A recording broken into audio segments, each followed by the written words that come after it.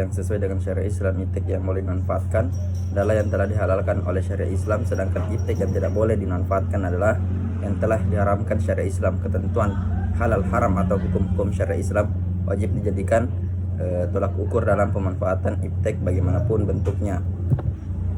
Peran Islam dalam perkembangan iptek setidaknya ada dua, yaitu pertama, menjadikan akidah Islam sebagai paradigma pemikiran dan ilmu pengetahuan. Yang kedua, menjadikan syariat Islam sebagai standar penggunaan teknologi modern. Saat ini teknologi merupakan suatu sarana yang dapat dimanfaatkan dalam mengenalkan pendidikan agama Islam dengan modern kepada kaum milenial. Dorongan Islam terhadap iptek. Islam mendorong umatnya untuk mengembangkan ilmu pengetahuan dan teknologi iptek. Berbeda dengan pandangan dunia Barat yang melandasi pengembangan ipteknya untuk kepentingan materi, Islam mementingkan pengembangan dan pengawasan iptek untuk menjaga sarana ibadah. Selain itu, iptek juga sebagai pengabdian Muslim kepada Allah atau spiritual dan mengembangkan amanat Khalifatullah atau wakil Allah di muka bumi untuk berkhidmat kepada kemanusiaan dan menyebarkan rahmat bagi seluruh alam atau rahmatan ul alamin. Merefleksikan perkembangan iptek berarti mencermati semuanya. Iptek yang mencermati secara kritis dampak negatif bagi hidup manusia. Imam memberi pencerahan untuk merefleksikan perkembangan iptek. Secara lebih mendalam, Imam membantu manusia untuk melihat kualitas iptek bukan hanya diukur dan nilai-nilai pragmatis, instrumental dengan kesejahteraan ekonomis dan sosial, melainkan juga dari nilai kemanusiaan secara utuh. Iptek yang berkualitas tampak dari sumbangannya dalam mewujudkan penghargaan terhadap martabat manusia, penegakan keadilan, pengembangan solidaritas sosial yang persaudaraan, terwujudnya perdamaian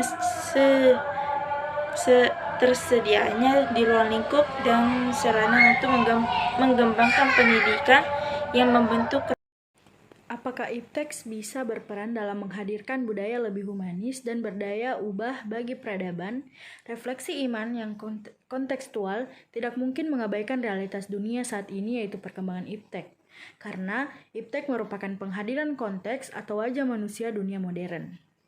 Secara spesifik, menyebutkan integrasi pendidikan iptek ini diperlukan 3 alasan, yaitu yang pertama, iptek akan memberikan berkah dan manfaat yang sangat besar bagi kesejahteraan hidup umat manusia bila iptek ini disertai oleh asas iman dan takwa kepada Allah Subhanahu wa Ta'ala.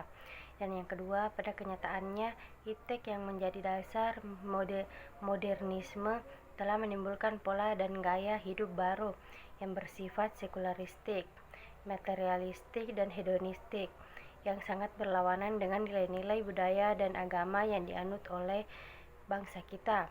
Dan yang ketiga, dalam hidupnya manusia tidak hanya memerlukan kebutuhan jasmani, tetapi juga membutuhkan intak dan nilai-nilai surgawi, kebutuhan spiritual. Oleh karena itu, penekanan pada salah satunya hanya akan menyebabkan kehidupan menjadi pincang dan berat sebelah dan menyalahi hikmah kebijaksanaan Tuhan yang telah menciptakan manusia dalam kesatuan jiwa raga, lahir batin, dan dunia akhirat.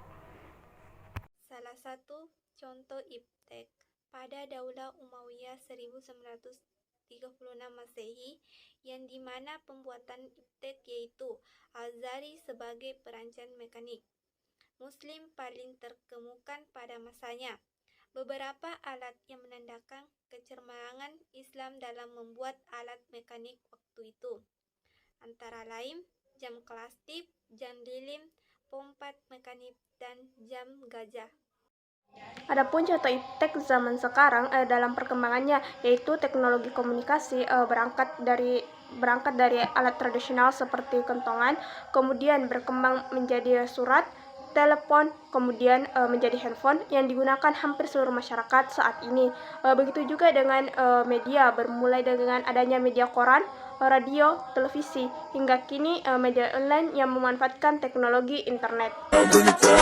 all the time.